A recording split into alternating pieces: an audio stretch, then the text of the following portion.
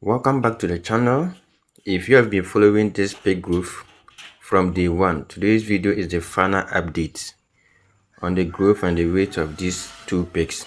So let me quickly explain something first.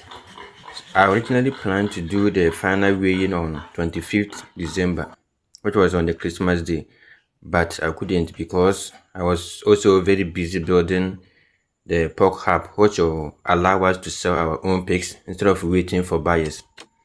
So the final weighing was done later, and the actual weighing date was on the 6th of January 2026.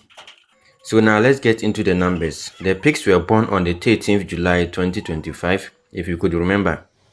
And then on the 6th of January 2026, I weighed both pigs together inside the cage. This time around, I put the two pigs together in the cage, and their weight plus the cage was 133 kilograms. And we all know that the cage alone also is about 18.4 kilos. So the actual weight of the pigs was 133 minus the 18.4, which was 114.6 kilograms total for the two pigs.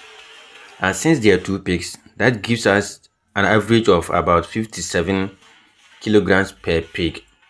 That means we achieved 57 kilograms per pig in under 6 months, which is a very decent result. But here's something very important I want to share with you.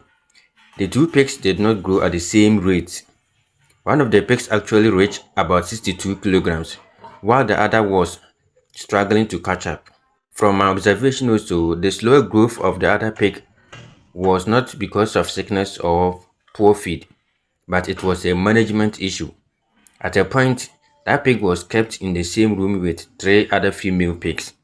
So instead of him focusing on the feed, he spent most of his time chasing the females, whilst the females were busy eating the feed. So once I noticed this, I separated him, but by then, some growth time had already been lost, right? So interestingly, those same female pigs, even though they were of similar size, they were all born on the 13th of July 2025, they ended up giving me a carcass weight of 38 kilograms. That is, when I slaughtered and dressed them, they gave a carcass weight of 38 kilograms. I know this because I used them during the soft launch of our hub. That is to say, we use these ones for launching our hub before the main official launching date. So the lesson here is very simple. Good feed alone is not always enough. Management also matters. If you mix growers wrongly, especially males with females, you can slow down their growth without even realizing it. Now about the feed. Throughout this journey, we were experimenting with a grower feed formula, and in the upcoming videos, I will break everything down properly for you to get to know it. The ingredients we used were cracked corn, wheat bran, which I later replaced with rice bran, soybean meal, dicalcium phosphate, salt, and then lysine, which was completely eliminated in the last 2 months. I didn't rush to share the formula earlier because I wanted to see the real results first, like I said. Now that you have seen the outcome, I will explain what worked, what didn't, and whether it is worth replicating it on your farm in the upcoming videos. But one thing is, this journey proves the importance of value addition also for me. So instead of selling pigs cheaply, building our own pork hub allowed us to control our market and sell our own pork. As I'm talking to you, there are no pigs available to slaughter from our own farm. You need to even source from others. And that tells me the demand in when you start selling in small cuts instead of waiting for someone else to buy the whole animal.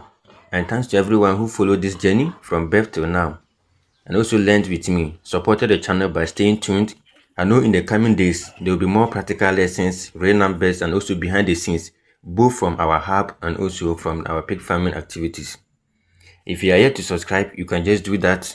And I will see you as I break down the feeding and the feed formula for you in the next videos.